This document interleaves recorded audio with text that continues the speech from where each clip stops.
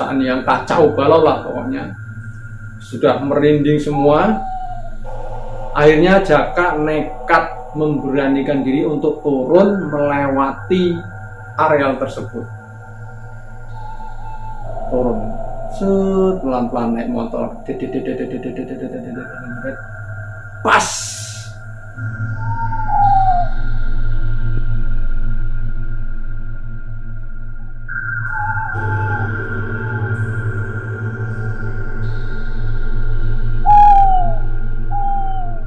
Assalamualaikum warahmatullahi wabarakatuh.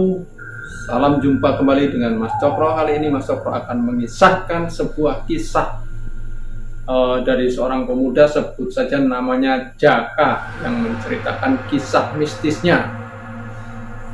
Kala itu Jaka baru pulang dari tempat pacarnya, cuman pulangnya itu sekitar jam 12 malam. Nah, di tempat yang sepi, tempat jalan menurun, ada persawahan, di situ ada jembatan. Disitulah Jaka mengalami peristiwa ganjil tersebut. Di tempat yang sepi tersebut ada sosok penampakan yang mengerikan, yang membuat Jaka hampir pingsan saat itu juga.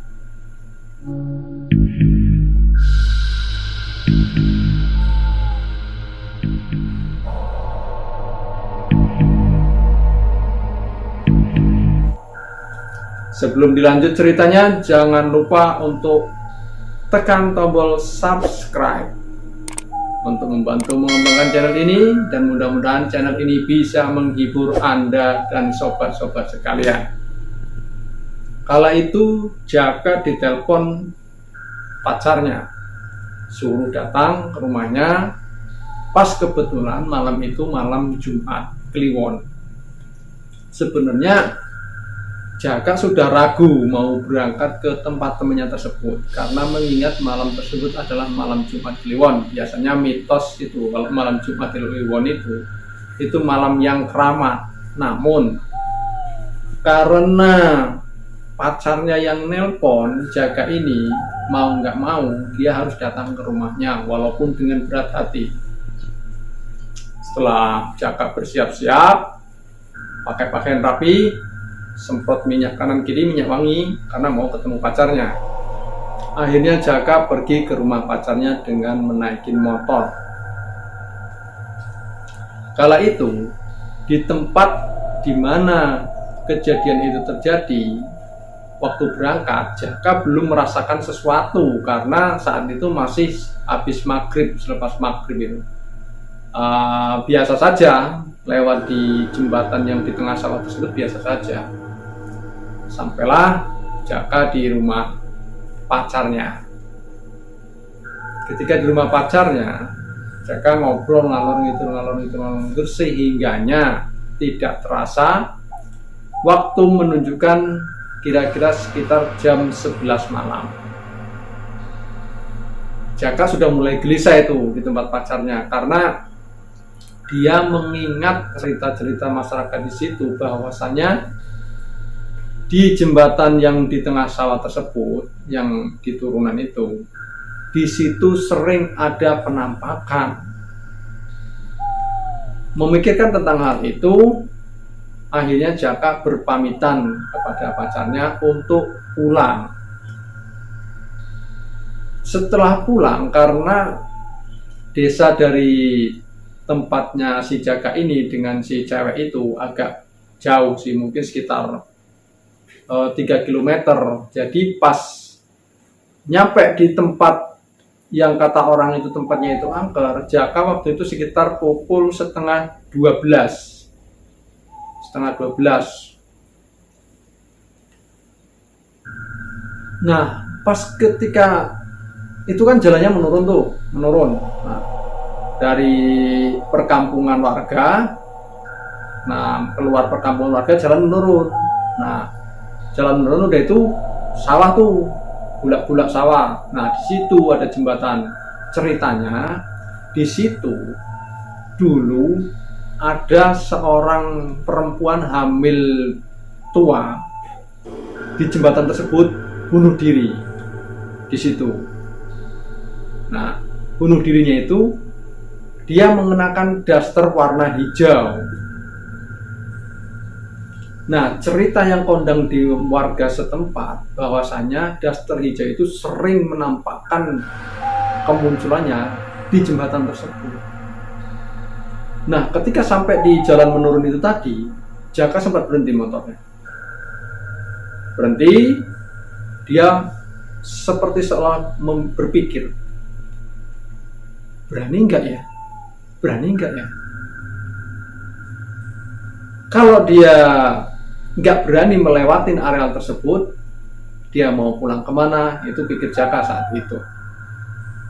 Kalau dia mau meneruskan, tapi dia teringat cerita warga bahwasannya sering ada penampakan di situ, akhirnya ada mungkin sekitar 1/4 jam Jaka berdiam diri di jalan turunan tersebut dengan perasaan yang kacau balau lah, pokoknya sudah merinding semua.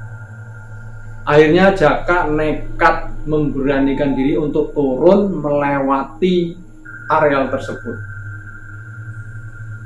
Turun, pelan-pelan naik motor, pas sampai di jembatan yang di tengah sawah tersebut, motor Jaka tiba-tiba mati. Wah, perasaan Jaka kala itu sudah gak karu-karuan, sudah keringat dingin sudah keluar.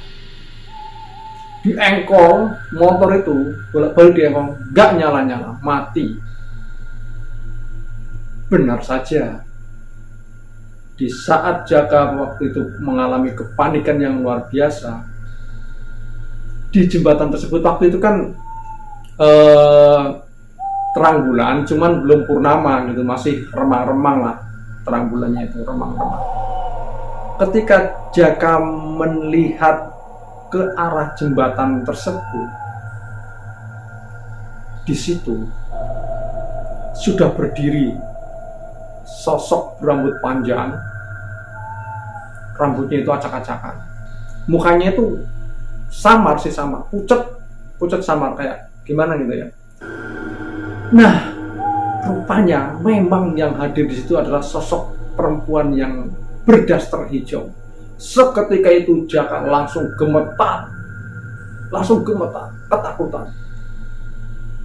Nah, Jaka masih kurang percaya. Kata orang kalau sosok tersebut coba disuruh jongkok kan untuk melihat apakah dia makhluk halus atau makhluk kasar beneran. Hanya memberanikan diri Jaka untuk agak mendekati, walaupun takut dia mendekati karena penasaran. Akhirnya dia menjongkok, melihat ternyata benar sosok tersebut itu seperti ngambang karena dasternya panjang, ngambang seperti mengambang-ambang. Rambut itu agak tertiup-tiup angin gitu, rambut panjang. Yang lebih ngeri lagi, saat itu sosok tersebut meringis.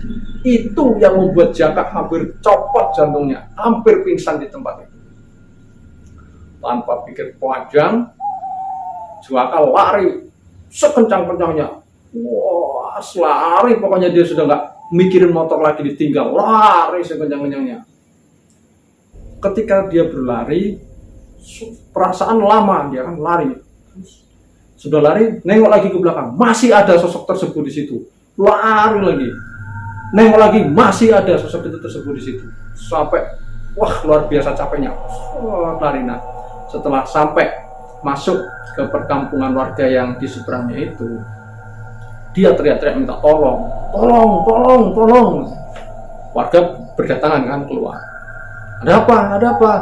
Kata, kebetulan waktu itu ada pos ronda dekat situ, di ujung kampung itu ada orang ronda di situ.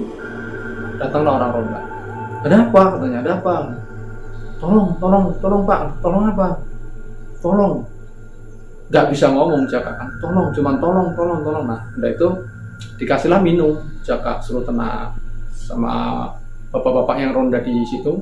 Nah, setelah tenang, Jaka lalu menceritakan bahwasanya di jembatan tersebut Jaka melihat penampakan daster hijau yang berambut panjang nyengir pada Jaka, sehingga Jaka wah takut. Nah, akhirnya bapak-bapak yang sedang meronda itu, setelah Jaka bercerita panjang lebar, ditolonglah Jaka itu ke tempat tersebut untuk mengambil motornya.